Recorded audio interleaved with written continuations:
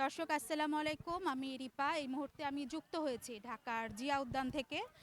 এখানে বিভিন্ন মানুষের সমাগম ঘটেছে আজকে গ্রীষ্মের দাবদাহ, প্রচুর গরম, একদিকে জ্বালানি তেলের সংকট, সব মিলিয়ে আমরা মোটামুটি একটা অস্থির সময়ের মধ্যে দিয়ে যাচ্ছি। কিন্তু তারপরও মানুষ কিছুটা সময় স্বস্তিতে কাটানোর জন্য পরিবার পরিজন নিয়ে, বন্ধু-বান্ধব নিয়ে এখানে অনেক মানুষের সমাগম ঘটেছে।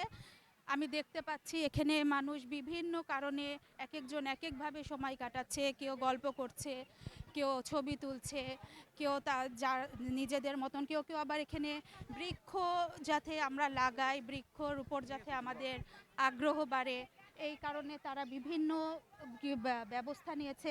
আমি কিছুক্ষণ আগে একটা দেখতে পেলাম, এখানে একটা গ্রুপ এসেছে যে তারা বলছে আমাকে ৩টা প্লাস্টিকের বোতল দিলে আমি তাদেরকে একটা করে গাছ দিচ্ছি। আমার কাছে এটা খুবই ভালো একটা উদ্যোগ মনে হয়েছে।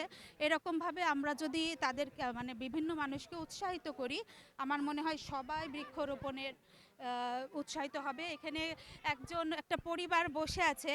আমি একটু চেষ্টা করছি ওনাদের মানে অনুভূতি জানার জন্য। আপু, আজকে শুক্রবার আপনি এখানে এসেছেন।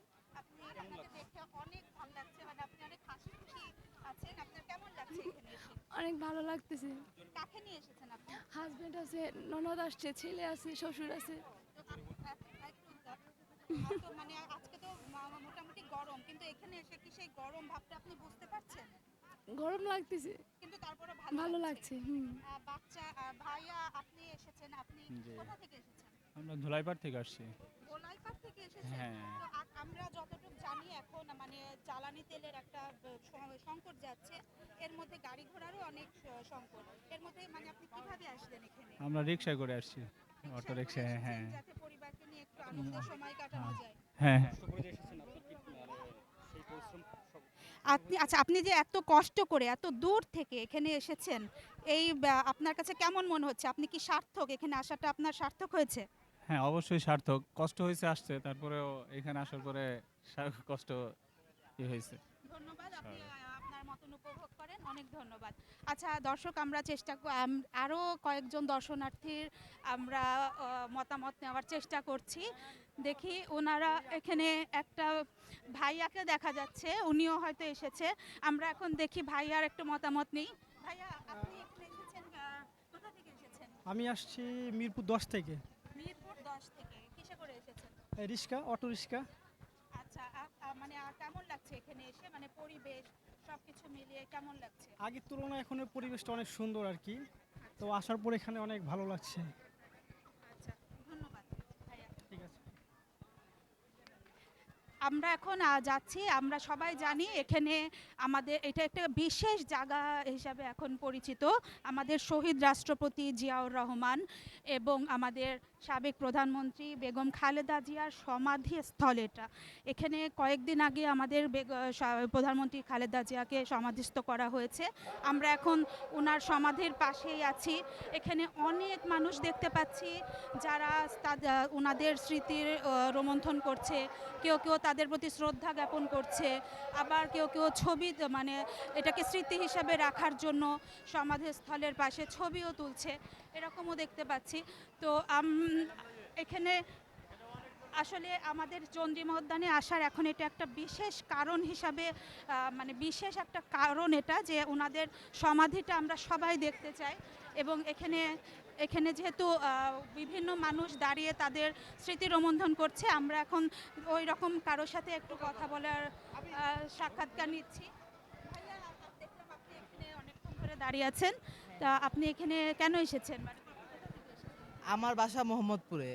এমনি এই যে কাজিনকে নিয়ে বের হনো ঘুরতে এই জন্য। আচ্ছা, তো আপনি তো এখন দাঁড়িয়েছিলেন আমাদের শহীদ রাষ্ট্রপতি জিয়াউর রহমানের হুম হুম। সমাধির পাশে। জি। এখানে এসে আপনার কেমন অনুভূতি হচ্ছে ওনাদের জন্য? এইখানে অনুভূতি তো অবশ্যই রাষ্ট্রের প্রতি সম্মানের জায়গা থেকে বা তার প্রতি সম্মানের জায়গা থেকে এখানে সম্মান প্রদর্শন করার জন্য। এখানে অনুভূতি বলতে অনুভূতি ব্যক্ত করার মতো কিছু নেই। এখানে যেইটা একজন শহীদের প্রতি যেই শ্রদ্ধাটা সেইটা অন্তর থেকে বা মনের ভিতর থেকে আসার যেই অভিজ্ঞতাটা সেইটা। জি, জি। আপনাকে ধন্যবাদ। আপনি ওনাদের মানে শ্রদ্ধার উদ্দেশ্যে যেটাই বললেন, রাষ্ট্রের প্রতি দায়িত্ব থেকে আপনি এখানে এসেছেন এটাই বললেন। তো এটা আপনাকে ধন্যবাদ। আপনি আপনার মতো নিতে পারবেন। আরেকজন ভাইয়াকে দেখি, উনি ওনার মতামত দিবে। আমি ছোটবেলা থেকে মানে আমি যখন কলেজে পড়তাম তো তখন আমি ছাত্র রাজনীতি করতাম ছাত্র দলের, পরবর্তীতে আর চাকরি বাকরির কারণে রাজনীতি করা হয়নি। তো আজকে একটা বিষয় খারাপ লাগলো, যে কবর জিয়ারতের পরে আমার একটা জিনিস খুব খারাপ লাগলো যে বাংলাদেশের দুইজন প্রধানমন্ত্রী এবং প্রেসিডেন্ট এখানে শহীদ আছেন, তারা খুব সম্মানিত ব্যক্তি এবং বাংলাদেশের উন্নয়ন এবং বাংলাদেশের স্বাধীনতার পিছনে তাদের অনেক অবদান আছে। তো আজকে দেখেন, আপনারা একটু ক্যামেরাটা ঘুরান, দেখেন এখান দিয়ে যারা আছে দর্শনার্থীরা, উপর দিকেও দাঁড়িয়ে আছে তারা কবরের, এটা তাদের পাটা উপর কিন্তু- স্থল, জি তাদের পাটা কিন্তু দেখেন এই কবর বা মাজারের ঠিক উপরে। উপরে, জি জি জি, এটা এই আমিও জিনিসটা খেয়াল করছি। যখন বাংলাদেশ যে গভর্নমেন্ট সরকার তারেক রহমানের পিতা এবং মাতা মাতা ওনারা, দুইজনই এখানে শুয়ে আছে, জি অথচ এই যে এখানে পাশে আমি দেখলাম পুলিশ প্রশাসন লোক বসে আছে। আপনি খুবই তারা এ গুরুত্বপূর্ণ, আপনি মানে খুবই গুরুত্বপূর্ণ একটা ব্যাপার তুলে ধরেছেন। এখানে যারা দায়িত্বরত আছে না, আমার তারা মনে কোনো হয় ভূমিকা পালন তাদের এটা ব্যবস্থা নিতে হ্যাঁ। হবে। আমরা তো নিজেরা এটা পারবো না। তো তো সেক্ষেত্রে আমি চাই যে আপনাদের এই ভিডিওটা যারা দেখবে তারা বেশি বেশি শেয়ার করে দিবে, যেন সরকারের এটা নজরে আসে যে কোনোভাবেই যেন এই উপরের লোকজনগুলো উঠতে না পারে, জি, জি। আসবে এবং এই জায়গাটা সংরক্ষিত করা উচিত। যারা শুধুমাত্র কবর জিয়ারত করতে আসবে তারা যেন কবর জিয়ারত করতে আসে। এটা দেখার কিছু নেই, এটা শোডাউনের কিছু নেই, এটা ছবি তোলারও কিছু নেই, ভিডিও করারও কিছু নেই। ঠিক আছে, আপনাকে অনেক ধন্যবাদ। আপনি খুবই গুরুত্বপূর্ণ একটি তথ্য দিয়েছেন। তো আমরাও এটা চেষ্টা করব মাস্টার মিডিয়ার পক্ষ থেকে এটা কর্তৃপক্ষকে জানানোর। তো এই ছিল আজকের মতন জিয়া উদ্যান থেকে সর্বশেষ আমার কাছে তথ্য। পরবর্তীতে আপনাদের সাথে আবার যুক্ত হব। ধন্যবাদ।